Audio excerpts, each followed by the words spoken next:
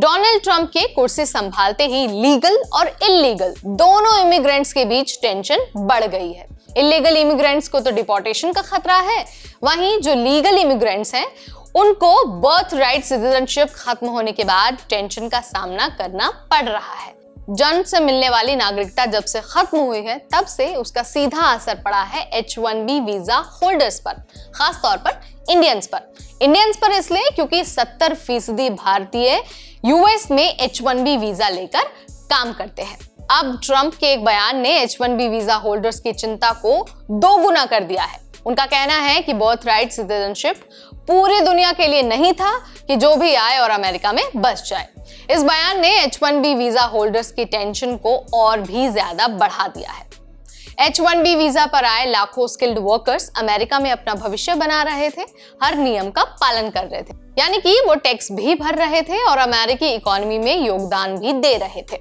लेकिन अब birth right citizenship यानी कि जो जन्म से मिलने वाली नागरिकता है उसको जब से खत्म करने का फैसला किया गया है तब से ही H1B वीजा होल्डर्स की चिंता और ज्यादा बढ़ गई है।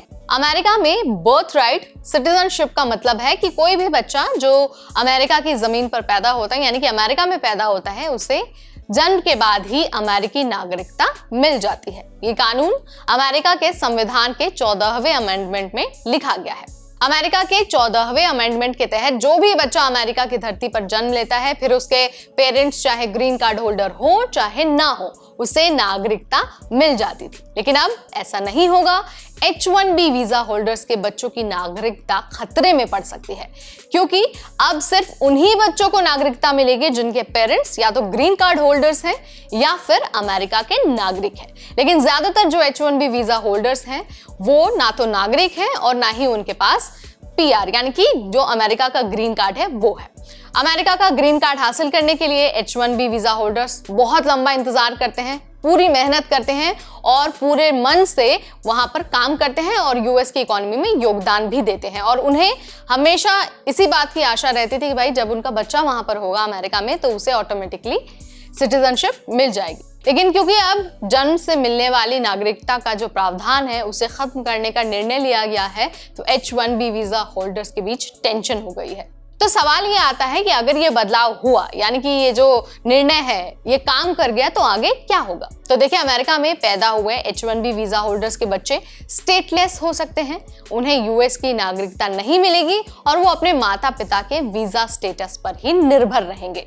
इससे H1B वीजा होल्डर्स का भविष्य और भी ज्यादा अनसर्टेन हो जाएगा। और भी ज्यादा अनसर्टेन हम इसलिए कह रहे हैं क्योंकि ऑलरेडी H1B वीजा होल्डर्स को ग्रीन कार्ड के लिए सालों का इंतजार करना पड़ता है। लेकिन कानूनी विशेषज्ञों का कुछ और ही मानना है। उनका कहना है कि बर्थ राइट सिटीजनशिप को खत्म करना इतना भी आसान नहीं है क्योंकि ये अमेरिका के संविधान में दर्ज है और इस कानून को बदलने के लिए कांग्रेस को नया कानून पास करना पड़ेगा या फिर सुप्रीम कोर्ट का दखल इसमें जरूरी होगा। ट्रंप के इस फैसले को रोकने के लिए पहले से ही कोर्ट में कई सारे मुकदमे दर्ज हो चुके हैं, लेकिन ट्रंप का कहना है कि उनकी टीम इस कानून को हटाने के लिए नए तरीके खोज रही है। अब देखिए H1B वीजा होल्डर्स के लिए तो ये जो समस्या है वो तो दुगनी होती जा रही है। एक तो पहले से ही ग्रीन कार्ड के लिए बैकलॉग इतना ज्यादा था, कैंडिडेट्स को 100 सालों तक इंतजार करना पड़ता था।